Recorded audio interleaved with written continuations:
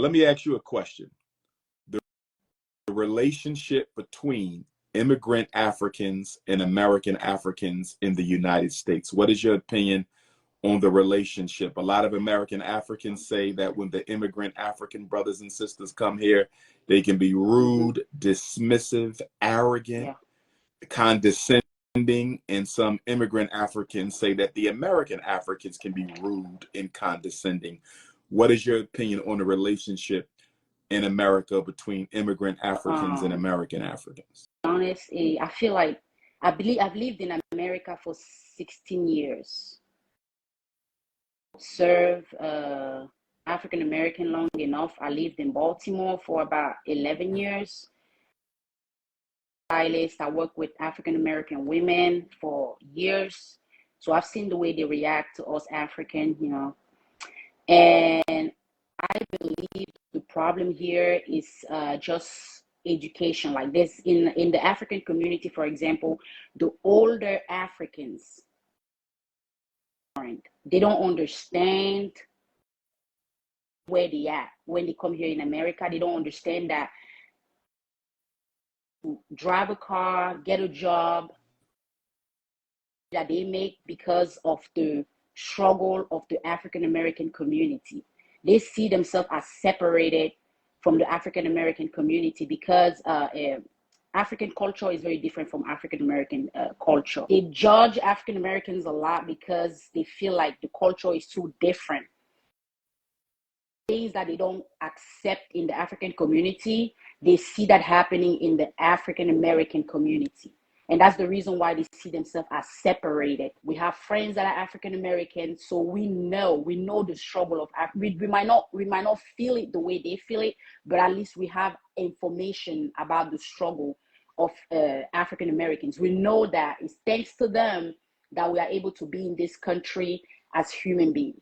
It's thanks to African American struggle and their fight that we are able to get a job and be a manager in a company and even be allowed to purchase a house or a land. We know that. So I don't think the problem here is Africans against African Americans, but I think the problem here is just older people that are unable to understand the younger generation. But when I say African people, I mean the Africans in Africa. You have to understand that Africans in Africa in like a lot of survival mode compared to focus on eating and surviving and, you know, meeting their basic needs for the most part. So when an African person comes to America, or community, or like how can we improve the way police is interacting with Black people in the community. They're worried about how can I make money and eat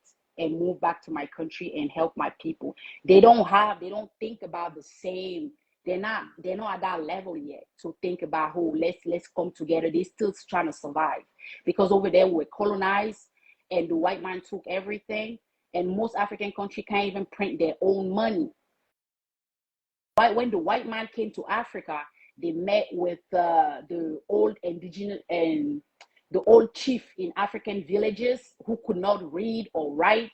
And then they brought their own translators and they made us sign some treaties that are lasting 500 years, 200 years. So some African country right now owe taxes to European countries for 500 years. A lot of them signed those treaties. They couldn't even understand the language. They couldn't. So Africa is really, really like locked down behind and crippled by these contracts. You know what I mean? And then so no matter how hard we try to fight, there's always these contracts. Taxes. Can you imagine when you sell something in Cameroon, for example, you pay 60% of taxes to France? That's not even half. You pay 60% of taxes to France. Now you got to pay also taxes to the country. And you end up with like no money. So no matter how much you fight hard to get out of the poverty cycle, it's almost impossible because we have those contracts with the French. When an African try to succeed in Africa, they are unable to do that. And when they come to America, they're thinking about, they're on survival mode. They are on survival mode. So it's so $7 per hour to an African who just came from Africa, fresh from Africa. It's $7 per hour is enough to buy an African. Per hour is enough to buy an African, and that's the reason why it's going to be really hard for Africans and at the same level. Why? Because we're still way behind. Then if you think African Americans are behind, Africans are way behind, even way more behind than African Americans. And they did that on purpose I because they got know that if you, mama. Africa ever rise up, I'm with you. You preaching, mama. You preaching. because if an African person rise up, they know other Black people are going to rise up. So we're all in the same boat, and we know that. The real Africans know that. Got you. Thank you very much. Thank you for Bye-bye. them words, Queen. I appreciate you. All right, mom. Well said from an African sister. Well said from my Cameroonian African sister. So that shows you right there, you got African brothers and sisters from the continent here in America who sees themselves as part of the family. That's why it's Pan-Africanism, a perish, unify, or die. One race, one kingdom, one family, brothers and sisters. RBG forever. The only flag you need is the red, black, and green flag. Talk to me, princess. So I agree with most of the things she was saying, but I see a lot of confused folks in the comments here saying, oh, we don't like Africans and us African Americans don't like you guys back. No. The thing is, well, I'm speaking from my personal experiences. How I look at it is you guys come to this country and of course looking for extra resources and like, oh, you guys have better opportunities here. When you guys can actually gather around yourselves in your own country, in your own African country, although we're all, we're all one at the end of the day. But the problem is when you guys come here, they're going to automatically bless you guys way before they bless us. They're going to approve you guys for loans before they approve us for loans. And so you guys say, oh, we're more further behind than you guys. It creates more problems when all you could have did was really stay in your community, in your own country, gather around, create unity there, and then build from that. You can go from that. You guys can do the same thing you guys claim to do here in this country in your own Black country. And that'll make it way more, I feel like that'll make people around the world take us very serious, because it's just all it's just all a mess. It's all a mess. Everybody is going against the immigrants now, and it's not that we want to do that, but you guys are taking resources that don't need to be, it don't need to be like that. It don't need to be. Let me ask you a question, Queen. Let me ask you a question. Yeah. According to some of the statistics I've seen recently, there are approximately 3 million African immigrants in the United States. 3 million. Joe Biden and Kamala Harris brought in 10 million migrants in 4 years. Or should I say most of them have come in 4 years. Most of those migrants were not African people. So my question is, why do we have so much smoke for the African immigrants, but they are at the bottom of the list when it comes to those who have robbed us the most? In other words, I don't see that type of smoke for the Latin American migrants that are being brought here. I don't see that kind of smoke for the rainbow gang that has appropriated so much of the civil rights struggles of our ancestors for personal gain. I don't see that smoke for the feminists. I don't see that smoke for the Arabs, the East Indians, the Latinos, the Chinese. African immigrants have siphoned off the smallest portion of the American African struggle, but it seems like we always take issue with them and we ignore everybody else who has appropriated the African struggle more. Why do you think we have smoke for the African immigrant No smoke for the Latinos. No smoke for the Because Rainbow a Gang. lot No of us are smoke. uneducated. A lot of us is uneducated about that. And I wasn't just pointing out just us Africans. I am pointing out the I Latinos, got you. the Bermudians, and everyone, all the islanders, and I'm talking about all of the Right, Venezuelans, and we got but the again, right. but again, they are the minority of the immigrants. Mm-hmm. African, and when I say African, I'm speaking of any African, whether they from North, Central, South Right. America, the Caribbean, Europe, Africa, just African. Right. They are not the largest group of immigrants. Mm-hmm. They're one of the smallest groups of immigrants. In fact, Southern European immigrants, Southern European, white folk from the Southern Europe, they are one of the largest bodies of immigrants who come here and get the social services that were originally intended for Black people, but we rarely discuss them. And of course, we know why, because so many Black men are trying to make them wives. Mm-hmm. So they definitely don't want to, demonize them. But to me, it's hypocritical to have so much smoke for 3 million African immigrants when you have all these other immigrants and other minority groups in the country. For example, if Kamala Harris becomes president, you're going to see an East Indian immigration wave to this country like you've never seen before. Right. And guess what?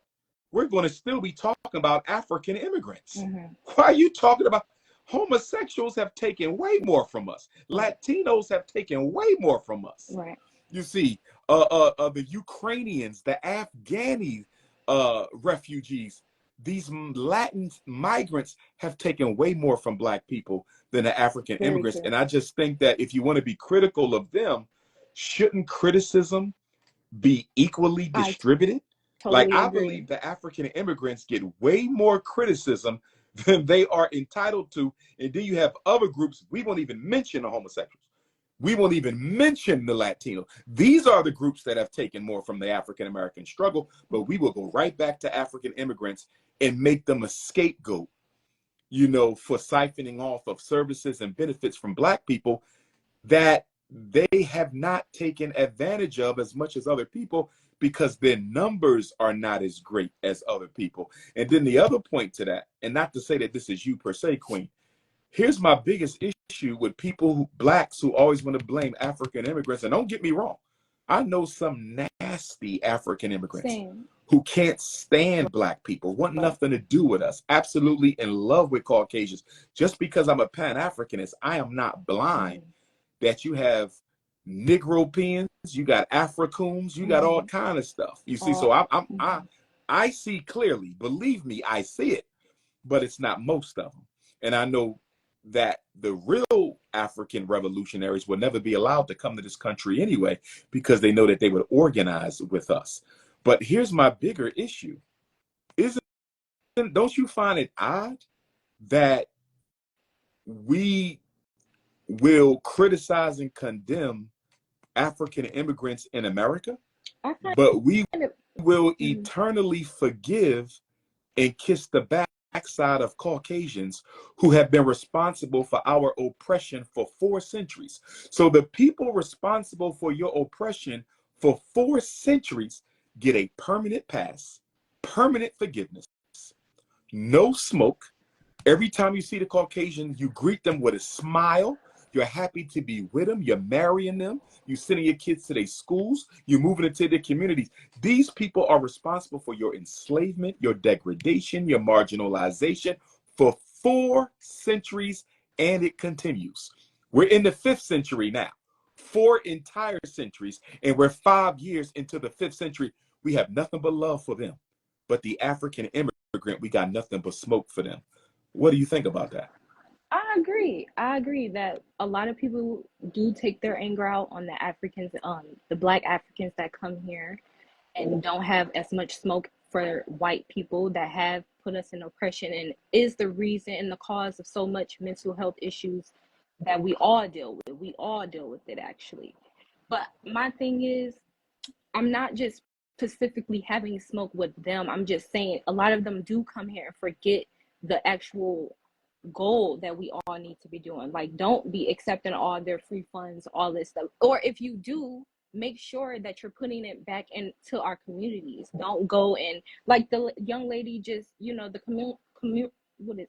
Cameroon sister who were just on, she was just stating that, you know, everybody will come to this country and then go back and then spend their money elsewhere and take it back elsewhere and build. And it's like, then we're not going to have as much here left, you know? Let me ask you a question. Yeah. And then I'm going to let you run so I could get a few more folks on.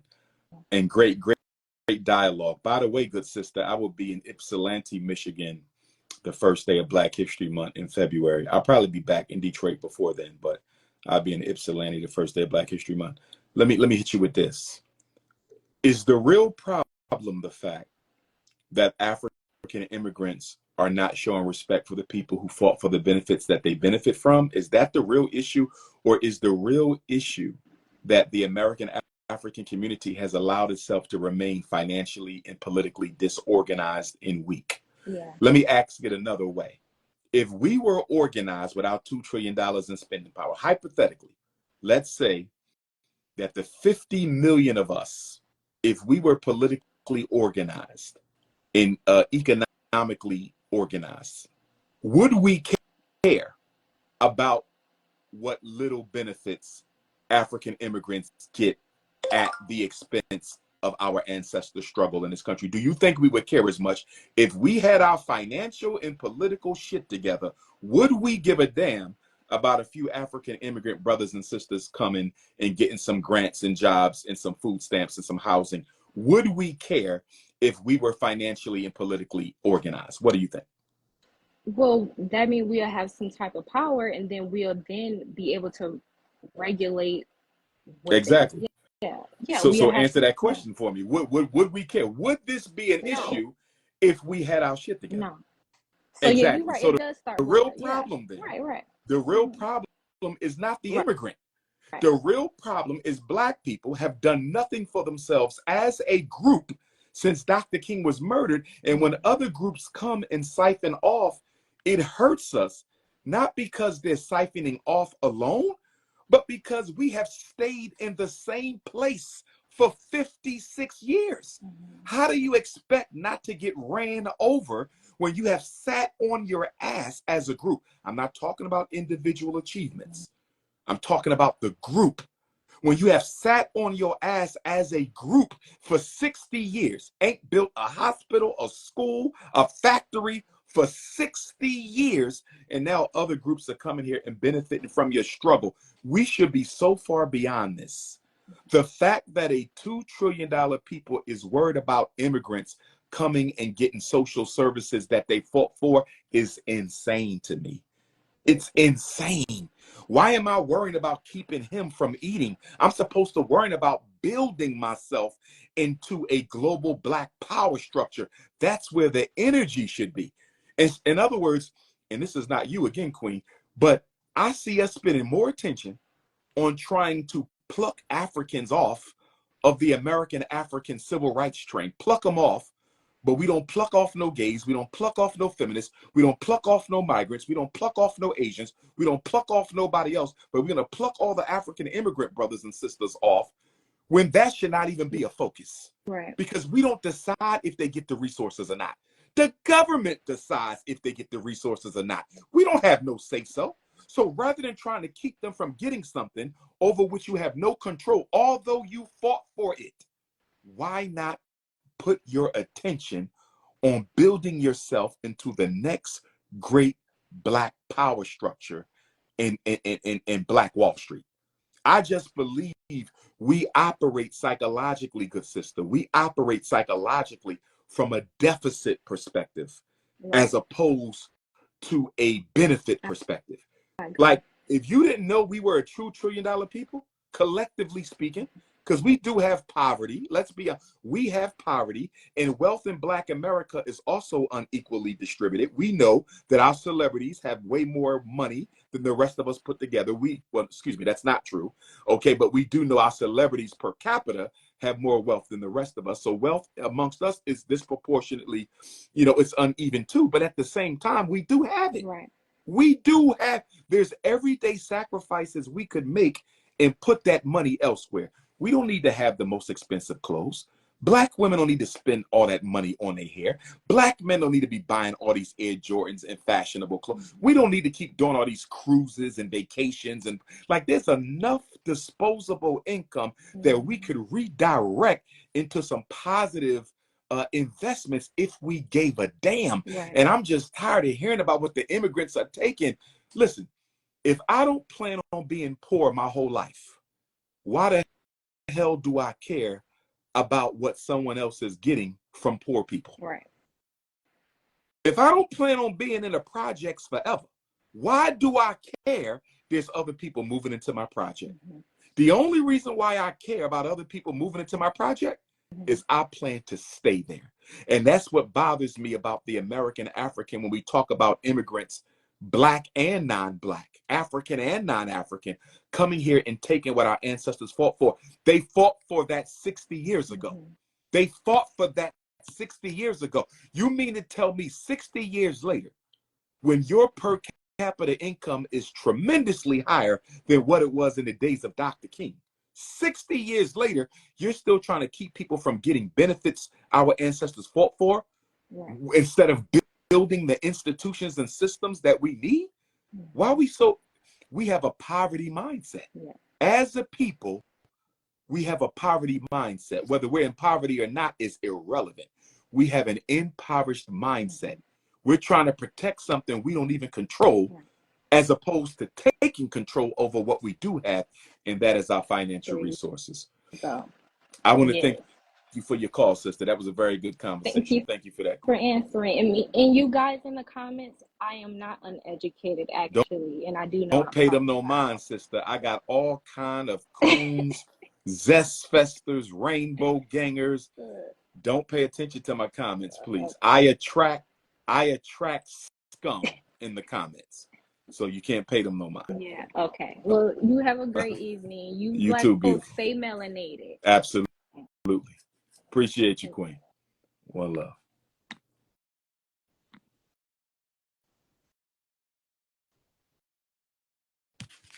Make sure y'all hit the Cash App, $FDMG School. Make sure y'all hit the Cash App, $FDMG School.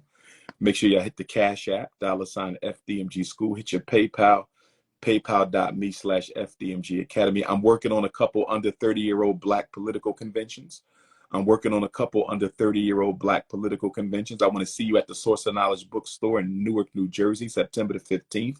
I want to see you at HBCU Edward Waters College, September the 26th. I want to see you in Nat Turner Land for his solar eclipse birthday celebration, October the 2nd. I want to see you in Toronto, Canada, October 4th, 5th, and 6th. I want to see you in Dallas, Texas, October the 12th.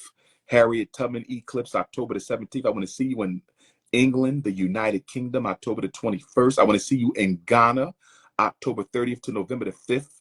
Nat Turner Land, November the 11th. Sydney, Australia, November 16th and 17th. Sydney, Australia. We got the Dangerfield Newbie almost eclipse, November the 17th. Atlantic City, New Jersey, November the 20th. Las Vegas, Nevada, November the 22nd. Brooklyn, New York, December the 1st. I'm not worrying about no moderators. If you're serious, you're not worrying about the comments, family. If you're serious, you're not worrying about the comments, family.